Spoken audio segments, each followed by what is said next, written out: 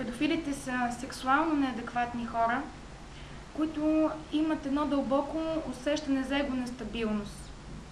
При класическите педофили, които са социално компетентни, е изключително силна тази чувствителност към проблемите на децата, защото в повечето случаи те омайват децата, като ги прелъстяват, за да ги подкупят. Но в 70% от случаите на това садистично поведение седи точно това отхвърляне, което е дълбоко заложено в детството.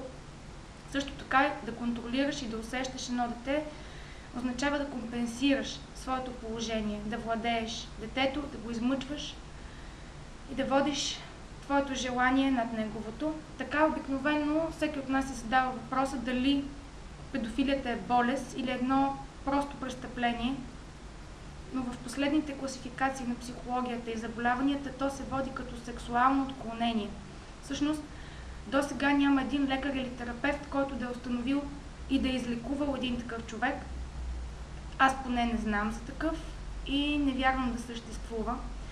Тъй като тези хора са неизлечимо болни, това означава, че в единия вариант те или са болни, такива се раждат, или носят своята отговорност за деянията си, също така и отговорност за това, което извършват и че те подлежат на наказание от закона. За съжаление в България наказанието за това, колкото и смешно да звучи, е 5 години за блудство. Затова за нас е много важно да научим децата си да споделят, защото това е една сериозна превентивна мярка, преди да се е случило нещо неизбежно. С такива хора, дори с риск децата да ги обидят, те трябва да бъдат научени да казват не. Естествено, това е дълбоко заложено и в семейните отношения, защото при липса на една комуникация децата се затварят в себе си, те не умеят да споделят това, което ги мъчи, за това, което са разстроени, за това как прекарват времето си, дали било в училище, дали било сред приятели, дали било сред други хора.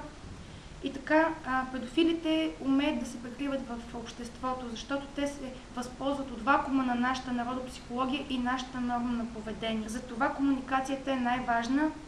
Според мен в България 80% от всичките проблеми, било то семейни, лични, психологически, се дължат на липсата на тази комуникация. И за това е важно да знаем, че ако преодолеем предубежденията си, също така ще променим и народопсихологията си, за да избегнем тези ситуации.